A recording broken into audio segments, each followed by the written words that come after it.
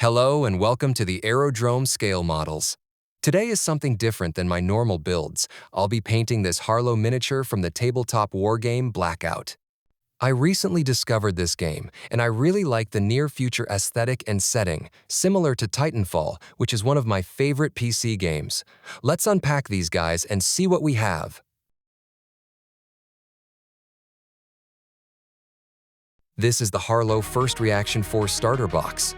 Harlow Kinetic Solutions is a newer faction to Blkout, although not the newest. There's some nice artwork on the front and sides depicting actual minis and canon colors. 9 minis are included, which are enough to play a game.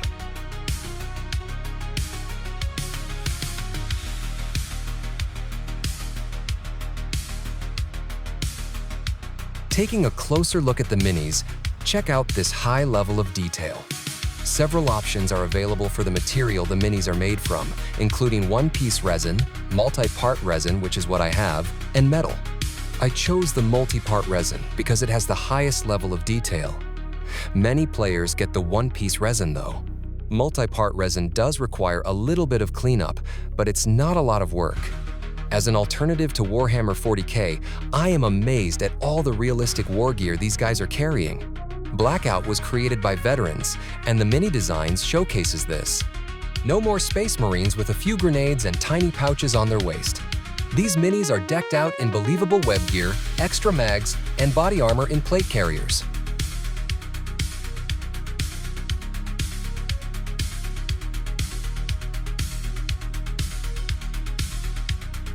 AI bots, or inorganics as they are sometimes referred to within the game's lore, are used a lot by certain factions. This is the Springbok AI combat module, used exclusively by Harlow. They have some special rules for games too. I love the dynamic poses of these minis too. Each figure is truly unique.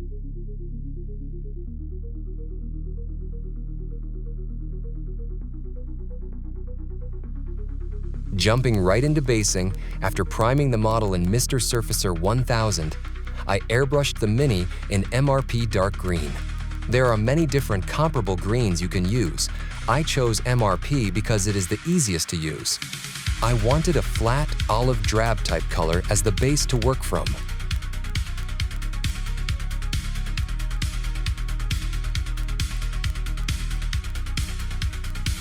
Multicam is effectively just various shades of greens and browns, with some gray and black as well. For the first color, I used Citadel Elysian Green. I painted big patches of this color, because subsequent colors will cover some of it, and a larger patch gave me more to work with. I tried to be as random as possible here, focusing on breaking up the base color. I studied the mini a lot beforehand to determine what would be painted and what wouldn't. He has a lot of straps, knee pads, and other gear that wouldn't be camouflaged. I used a lot of real-world references for this to ground this figure in reality.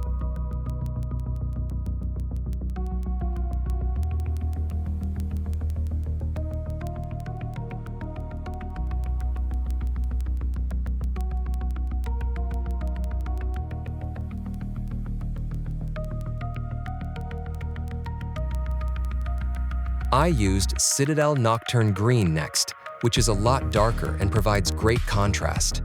I am a 40k Salamander fanboy, so almost all the greens I used are from my Salamander scheme. Here I tried to juxtapose the colors as much as possible while keeping the patches smaller than the Elysian Green.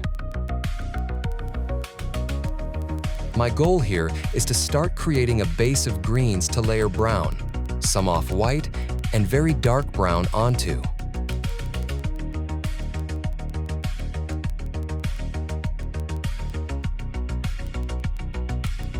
Blkout is set in the near future within a backdrop of real-world events. After decades of conflict, both global and local, with some nuclear fights as well, humanity once again looks to the stars to escape a dying Earth. A mostly habitable planet called Ball is discovered, and eventually a United Nations fleet leads the colonization efforts. The UN has become a military superpower by now. Peaceful colonization fails, and conflicts erupt across Able, leading to the rise of powerful private military contractors full of former Special Forces operators from Earth. The first brown color I used is Citadel Night Quester Flesh, which I found blended nicely with the other two greens and base color. I mostly covered over some of the Elysian green, but also painted some freestanding brown patches as well, trying to be as random as possible.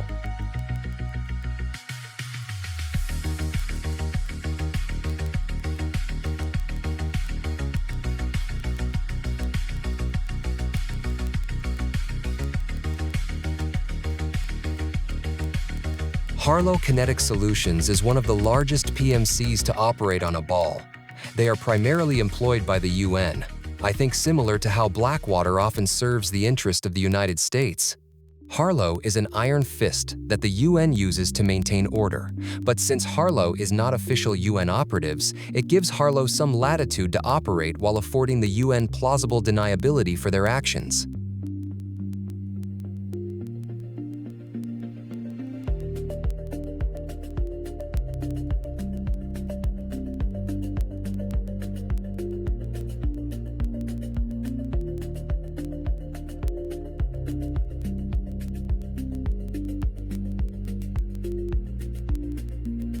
With the brown finished, next is Citadel Ironrack Skin, a really good off-white color to provide sharp contrast as often seen on real multicam. I tried to do small patches or stripes, always going horizontal.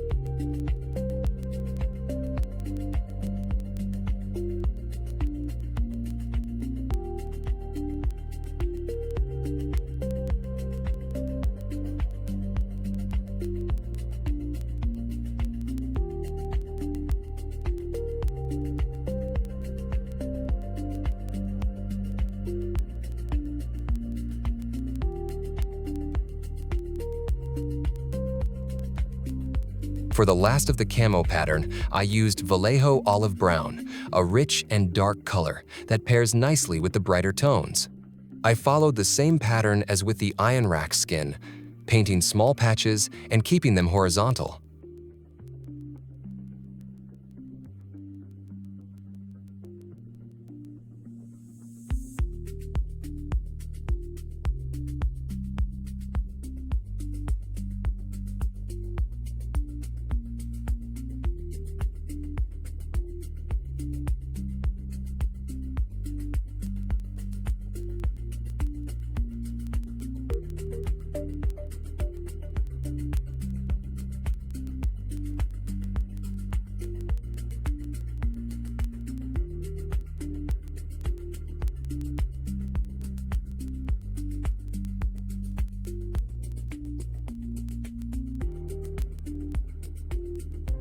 Now it's time to start working on the web gear. For this, I used Citadel Lorraine Forest. I had to be careful not to make any mistakes on the finished camo pattern, but the detailed gear made the painting easier. I also painted the ballistic plate in the same color and the operative's headset.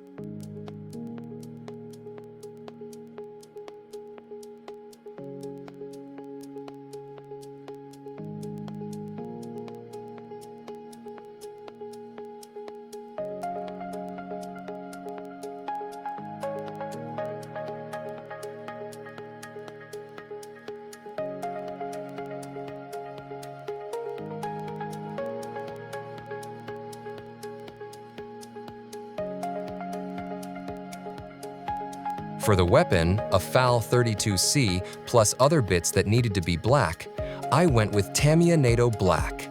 This provides a lighter color, which is more realistic and blends with the model better than just a straight black color.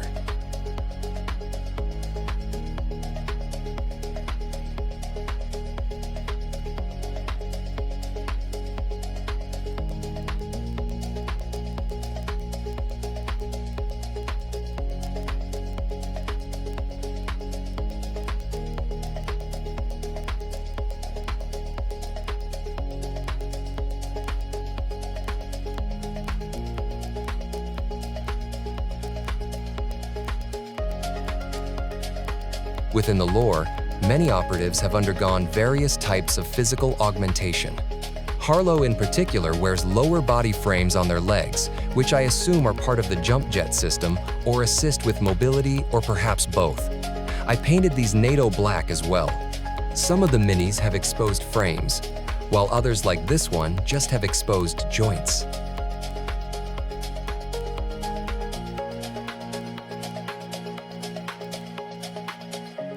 For the skin, I used Citadel Bugman's Glow. Most Harlow minis have some skin showing, although not as much as this mini, which has his sleeves rolled up.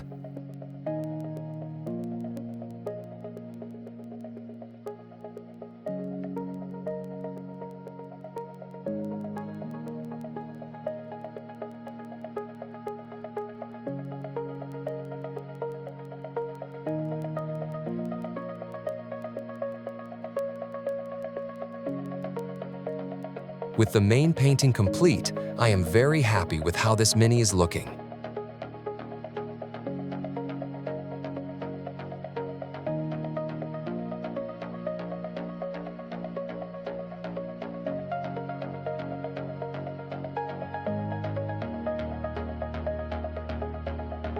To blend everything together, I applied a wash of Citadel Nuln Oil.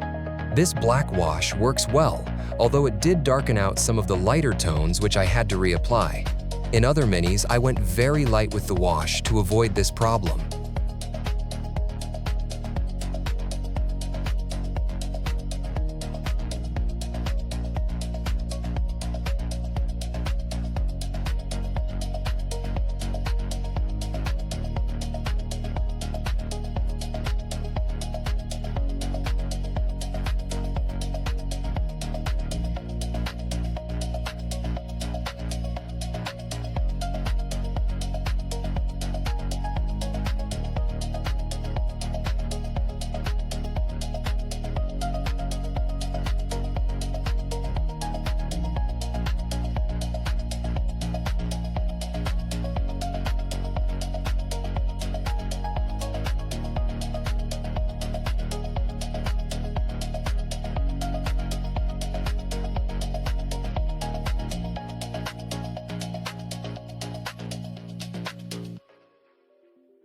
I painted the lenses on the facepiece Citadel Rust Gray. The Canon artwork depicts a light blue glow, so that's what I went with.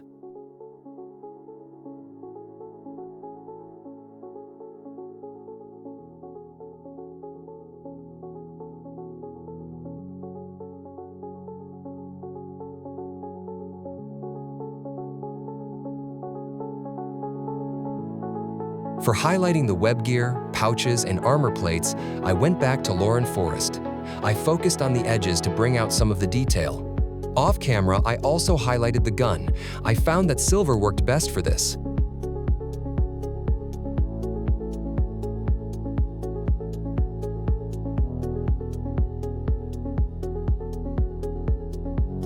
For the base, I started with Citadel Technical Astrogranite.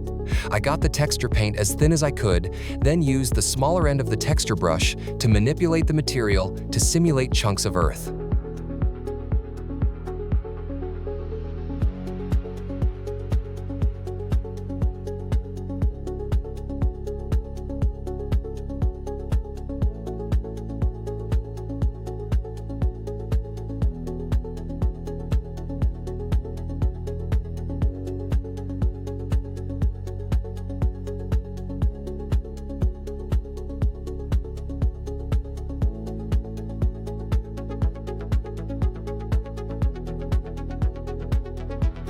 Citadel Fondia Brown makes the astrogranite into a decent mud base.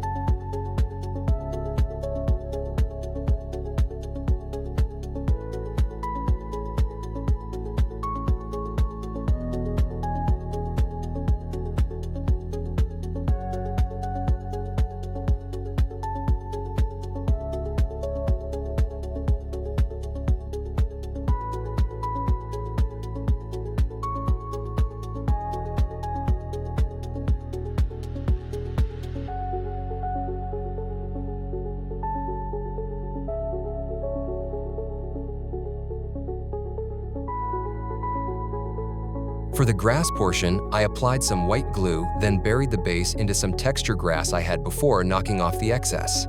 After painting the rim of the base black, this mini is complete. Thanks so much for watching this painting video. Blkout is an amazing looking game, and I can't wait to get these minis on the tabletop. Please subscribe for more content, including more painting videos and battle reports from the Blkout universe. See you next time!